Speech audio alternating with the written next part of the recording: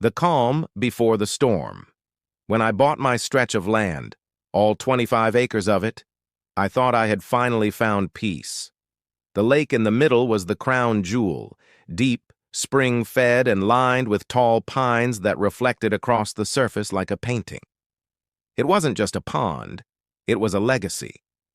My father had once told me that water is the truest form of freedom.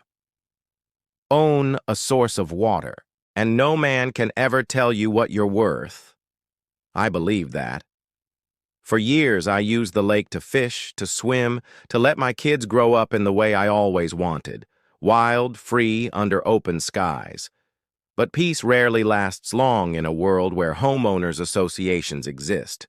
The HOA hadn't existed when I first moved here. At the time, the land around my farm was still rugged, still unbroken.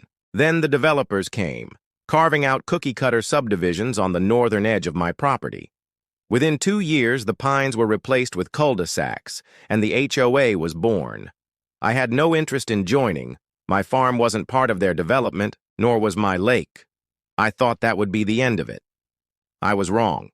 Her name was Karen Whitmore, the self-appointed queen of the HOA, a woman whose lipstick was always too red, whose heels always too sharp, and whose voice could cut glass. She had taken over the board like a general seizing command. Rules were her weapons, fines her ammunition, and in her mind, my farm and my lake were an offense against the order she demanded. The first strike. It began on a summer afternoon. I was waist-deep in the lake, the water cool around me, when I heard the sound of footsteps on gravel. I turned to see Karen standing at the fence line, arms crossed, sunglasses reflecting the water. "You know," she said, "the HOA has rules about recreational use of community water features." I swam to the shore, confused. "This isn't a community water feature. This is my private lake. My deed shows it." She tilted her head as if I had spoken nonsense. "The lake is visible from the subdivision. Children can see you swimming. It sets a precedent. The HOA must maintain standards." I laughed. A mistake. Her lips pressed into a thin line. She stormed off without another word. A week later, the letter arrived, stamped in bold red ink across the top, "Notice of violation." I nearly tore the letter in half. Instead, I walked straight to her house. She opened the door with a smile that didn't reach her eyes. "You can't fine me for swimming in my own lake," I said, shoving the letter into her hands. "Oh, but I can," she replied. "The HOA has jurisdiction over all visible property features. It's in the bylaws." "My property isn't part of your HOA." She smiled wider. "We'll see."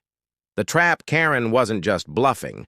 She had filed a motion with the county registrar, attempting to annex my lake into the HOA's jurisdiction under something called extended visibility easement. It was a nonsense clause, one meant for shared community parks. But she was twisting it, weaponizing it.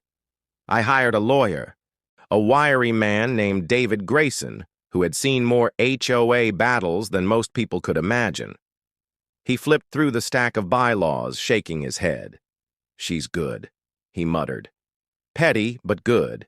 She is building a case that the lake is a shared aesthetic feature, impacting property values. If she wins, they'll have authority." "That's insane," I said.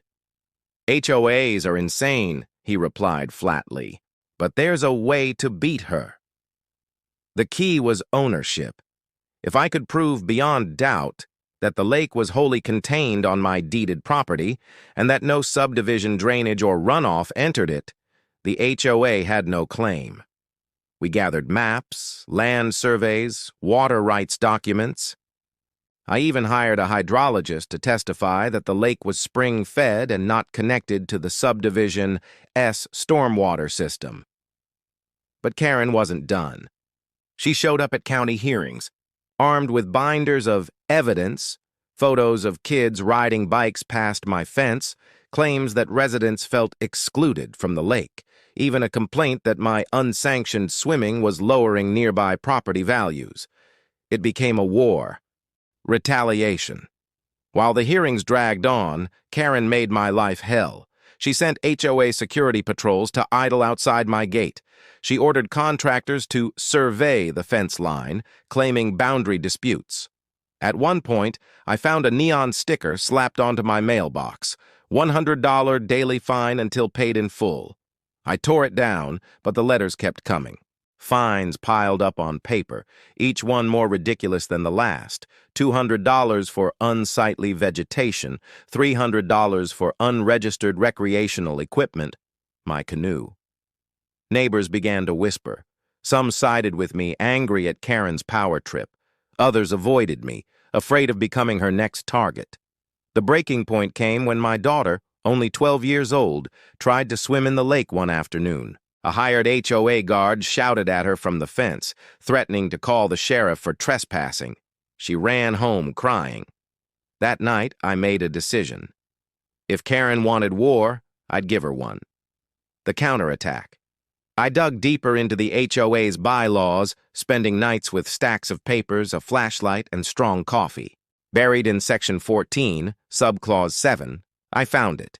HOA board members must be current on all fees, dues, and assessments, and may be subjected to board-imposed surcharges by a unanimous resident vote. A weapon. If I could rally the residents, I could impose new fees. Karen had built her empire on fear, but fear only worked until people realized they outnumbered the tyrant. I went door to door, speaking to neighbors one by one. Some slammed doors in my face. Others listened, cautiously.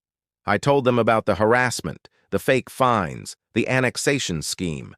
I showed them documents proving Karen had misused HOA funds, funneling community money into unnecessary beautification projects that just happened to be handled by her cousin S. Landscaping Company. Slowly, the tide turned. Whispers spread into murmurs. Mistrust grew. Finally, we called a special meeting. The showdown. The HOA clubhouse was packed that night. Karen stood at the front like a queen guarding her throne, binder in hand, lipstick gleaming under the fluorescent lights. "This meeting is out of order," she snapped when she saw me walk in. "It's not," I said, holding up a petition signed by 2/3 of the residents. "We're calling a vote." Murmurs rippled through the crowd. Karen's eyes narrowed. "What vote?" I stepped forward, voice steady. "A vote to raise the board president's HOA dues by $10,000 annually, citing misuse of funds, abuse of authority, and harassment of non-member landowners." Gasps filled the room. Karen's face went pale, then red. "You can't—" But she was wrong. The bylaws were clear. And when the votes were counted, the residents, tired of her tyranny, tired of her games, sided with me. Unanimous. Karen's jaw trembled as the verdict was read. Effective immediately, her dues were raised. If she failed to pay, she would lose her position and face property liens. For once, she had no words. Chapter 7. Aftermath. The next weeks were quiet, too quiet. Karen avoided me, avoided everyone. The patrols disappeared. The letters stopped. One morning I saw a "for sale" sign staked into her yard. She had lost. The lake remained mine, untouched, unquestioned, free. My daughter swam again, laughter echoing across the water. And the neighbors? They began to smile more. Without Karen's iron grip, the HOA softened. Rules relaxed. Life felt normal again. I had been fined $5,000 for swimming in my own lake, but in the end, I raised her fees by $10,000 and cost her the crown she had built her empire on. Water is freedom, my father had said, and he was right. The lake was mine, always had been, always would be.